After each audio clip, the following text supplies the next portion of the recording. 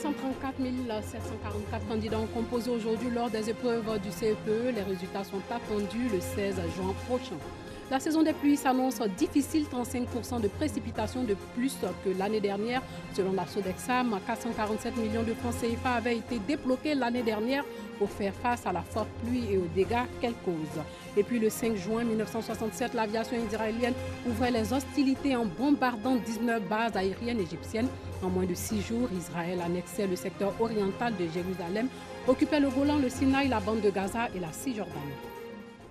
Bonsoir et bienvenue dans le 19h. Plus de 5000 candidats frappent à la porte de la 6e pour obtenir le fameux Sésame, le certificat d'études primaires et élémentaires dans la commune d'Abobo, de Yopougon et de Cocody. Ces élèves du CM2 étaient présents. Première épreuve abordée, l'étude de texte. Dangui Dangui revient des différents centres d'examen où il s'est rendu. Des candidats à l'examen du CEPE affrontent la première épreuve sous l'œil vigilant des examinateurs. Nous sommes à l'EPP Sikosi 11, dans la commune de Yopougon. Nous avons commencé à 8h15, comme ce qui est dit à 8h, mais le temps d'attendre les forces de l'ordre et autres, comme ils ne sont pas... Donc, on a décidé de commencer à 8h15. Et pour l'heure, ça va, ça se passe très bien, il n'y a pas de soucis. Groupe scolaire Port-Brouet 2, Plateau. Des parents venus accompagner leurs enfants attendent dehors. Mon premier fils qui compose. Je suis venu pour le soutenir. S'il me voit un peu, peut-être il aura le courage de continuer la composition. Je suis venu voir ma fille qui compose. C'est une façon de la rassurer pour dire que bon, on est avec elle, même dans le moment difficile que l'examen, ça peut la rassurer et puis bon, ça peut la remettre en confiance pour pouvoir mieux faire. À l'intérieur de l'établissement, c'est la fin de la composition de l'épreuve dénommée étude de test. Les candidats sont optimistes. La première épreuve, c'était très facile. Pourquoi tu dis ça? Parce que les questions, c'était pas dur, c'était facile. Ça parlait de quoi? Ça parlait de la maltraitance. Je suis à l'expression écrite qui est facile pour moi. Même si l'absence des forces de l'ordre est notable, tout se déroule bien selon les responsables. Tout se passe bien dans l'ensemble. Les surveillants sont là, à part quelques absences. Les centres qu'on a visités, il y avait 2 absents à la Sogefia. Ici, on vient de me signaler 44 absents sur les 445 comptes de centre. Mais on continue encore. Jusqu'à 10h, 11h, on va faire le point de la matinée et puis on va continuer. 10h30. Nous sommes au groupe scolaire à Bobo Nord, composé de 15 écoles. Les candidats affrontent les épreuves dans le calme. Les examinateurs et des agents de police veillent au grain. Le premier responsable de la draine fait un point partiel de sa tournée. Je suis déjà passé dans quelques centres et je me retrouve ici au grand groupe où nous avons 15 écoles et avec, vous voyez, toute la police nationale. Vous voyez que le centre est calme, il n'y a pas de promenade de candidats, c'est bon signe. Et les enfants sont en train de composer et nous leur avons conseillé de bien lire les sujets, de rester calme parce que ce n'est qu'une composition supplémentaire. EPP Cocody Est, la dernière épreuve de la matinée tire à sa fin. La présence des candidats libres aux côtés des candidats officiels est remarquable. C'est bien, c'est parfait, l'organisation est bien. Je suis content. Ma chance, c'est pour avoir les CEP, les diplômes, et continuer encore de l'avant. Aucun incident de nature à compromettre le bon déroulement des examens de CEPE ne nous a été signalé au moment de notre passage. Près de 535 000 candidats affrontent cet examen sur toute l'étendue du territoire national. C'est la saison des pluies et la saison des pluies rime avec dégâts matériels et pertes en vies humaines depuis quelques années maintenant en Côte d'Ivoire. Un vrai cauchemar pour les populations, surtout pour celles qui vivent dans des zones à risque. En 2017, au moins 20 personnes ont perdu la vie lors des fortes pluies. 43 étaient blessés et plus d'une centaine de maisons détruites. L'état des lieux de la situation avec nous, Sangari. Un trou béant menace la vie des populations de la plaque 2, sous-quartier de la commune d'Abobo. Ce fossé était auparavant un canal d'évacuation des eaux usées. Mais au fil du temps, son état s'est dégradé. Le vieux Koné, habitant du quartier Plaque 2, a construit sa maison dans les années 70 à côté de ce gros trou. C'est 82, on a vu le trou, ça a commencé à casser. Ça vient. 85, on a signalé, ça reconnaît avec le bas. Il dit, ah, il y a tout là qui a commencé à venir. Sauf d'ici. Il est venu construire une petite maison ici. Cette petite maison même qu'il a fait beaucoup de dégâts ici. Là. 83, 84, ils sont venus enlever tous les Nyamais. Ils sont dit que c'est la route. J'ai dit que tu as fait à ce près. Quelques années plus tard, cette zone est déclarée à risque par les autorités ivoiriennes. Une partie de la parcelle de ce septuagénaire a ainsi été détruite. Propriétaires et locataires ont chacun reçu une compensation de 150 000 francs CFA. Une mesure que le vieux Koné déplore. Ils sont venus nous descendre ici. Ils sont dit que tous les locataires sont sortis. Il a donné 150 000, 150 000. C'est moi-même qui a propriétaire, il a donné 550 000 francs. J'ai dit, ah, je suis propriétaire. Ils sont dit que si je vais prendre, je n'ai qu'à prendre. Si je ne prends pas, je n'ai qu'à laisser, c'est moi qui va perdre. Les maisons qui sont cassées là, vraiment, s'ils sont donnés les maisons, l'autre train avec moi, en tout cas, je vais. Chaque année, les pluies diluviennes causent de nombreux dégâts et ces catastrophes affectent surtout les habitants des zones déclarées à risque. C'est le problème des moyens qu'on vient habiter dans ce quartier parce que vraiment on n'a pas de moyens pour aller vivre comme les autres.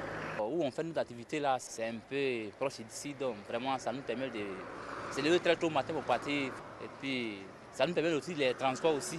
Quand on a commencé à construire, les gens auraient pu nous parler parce qu'on a commencé, on a fait une fondation. Actuellement, on a mis des millions dedans et on vient casser. Et aujourd'hui, si on casse, c'est pour mettre des gens dehors encore.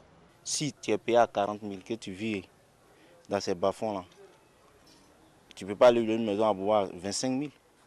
Tu vas nourrir ta famille comment? En 2017, les grosses pluies ont fait 20 morts, 43 blessés, dont 26 dans le district d'Abidjan et une centaine de maisons détruites. Les communes et quartiers concernés sont Atekoubé, Cocody-Gobélé, Yopougon-Bel-Air et Yopougon-BAE. Les causes de ces inondations sont nombreuses. Non-respect des normes de construction, déchets solides jetés dans les canaux d'évacuation. L'an dernier, pour résoudre le problème de canalisation bouchée, l'État ivoirien a débloqué 447 millions de francs CFA. Le 3 mai 2018, le gouvernement a annoncé une saison pluvieuse particulièrement dévastatrice sur l'ensemble du pays. Les populations des zones à risque ont ainsi été invitées à quitter les lieux. Le reportage de nous Sangaré a été commenté par Juliette Ouéa. Hors de chez nous, au Mozambique, 7 civils ont été tués et plus de 100 maisons brûlées dans la nuit d'hier à aujourd'hui dans un village de l'extrême nord du pays lors d'une nouvelle attaque attribuée à un groupe islamiste actif dans la région. Au Ghana, malgré les remontrances du président ghanéen et bien qu'il y ait une croissance économique florissante dans le pays, les candidats au départ ne démotivent pas. Le président ghanéen avait demandé à ceux qui étaient tentés de partir en Europe de changer leur mentalité, d'arrêter de croire que l'Europe est un Eldorado. Cette année, le Ghana devrait connaître un taux de croissance de plus de 8%, l'un des plus élevés au monde. Mais malgré ce chiffre flatteur, de nombreux Ghanéens sont prêts à tout abandonner pour tenter leur chance en Afrique du Nord, rêvant de rejoindre l'Europe dans l'espoir de trouver du travail. Ici, à Sunyani, dans le centre du pays, un centre d'information a été mis en place pour dissuader les candidats à l'exil. Nous avons recours à des documentaires, des images de ce qui s'est passé là-bas. Nous utilisons ces documents pour les sensibiliser et leur dire que ce n'est pas facile en Libye et encore moins d'aller en Europe. Rien n'est facile là-bas, comme ils le pensent. L'échec de nombreux migrants à traverser le désert pour rejoindre la Libye ne décourage pas les nouveaux aspirants. Ernest est mécanicien, il a passé 20 ans en Libye, il est prêt à y retourner. Me dire que c'est dangereux, mais au Ghana, c'est tout aussi dangereux parce qu'il n'y a pas de travail. Pourquoi rester ici? J'ai des enfants, ma mère et ma famille. Je sais qu'il y a un danger, mais si je n'y vais pas, où vais-je trouver de l'argent et du travail? Albert est diplômé depuis 5 ans, mais il n'a pas réussi à décrocher un emploi stable. Son père et son frère sont déjà partis en Libye. Il économise pour les rejoindre.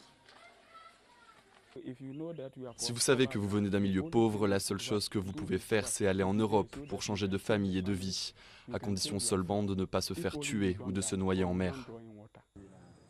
Le Ghana a récemment lancé un vaste programme visant à offrir 100 000 emplois à la jeunesse.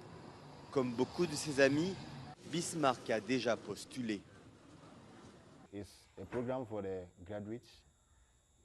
C'est un programme pour les diplômés et le salaire maximum que vous pouvez gagner est de 130 €.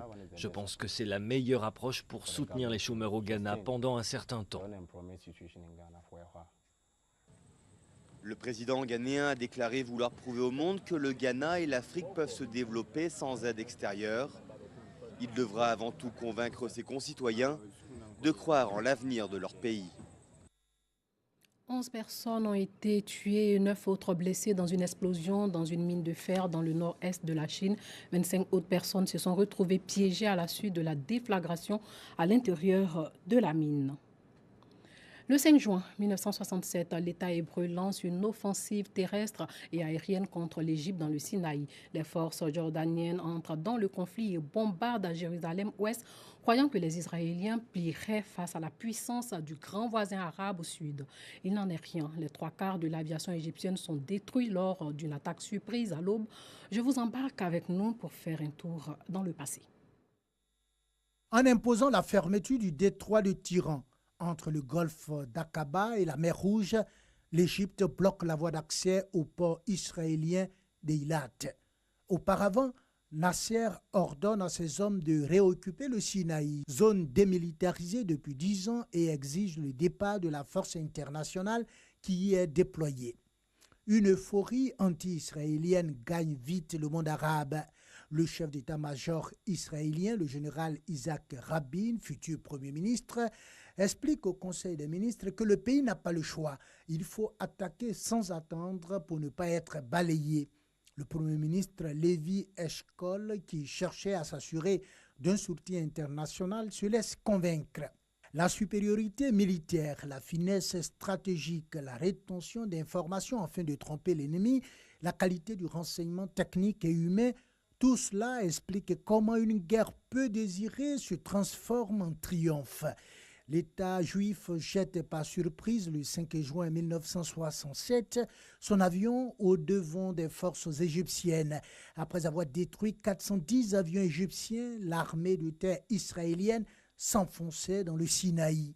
Aussitôt, la Syrie, l'Irak, la Jordanie, l'Algérie, le Soudan, l'Arabie saoudite se déclaraient en guerre contre l'État hébreu. Le lendemain, le 6 juin, l'armée israélienne s'emparait également de Gaza et pénétrait dans le secteur arabe de Jérusalem contrôlé par la Jordanie. Les forces jordaniennes bombardent Jérusalem-Ouest, croyant que les Israéliens plieraient face à la puissance du grand voisin arabe au sud. Il n'en est rien.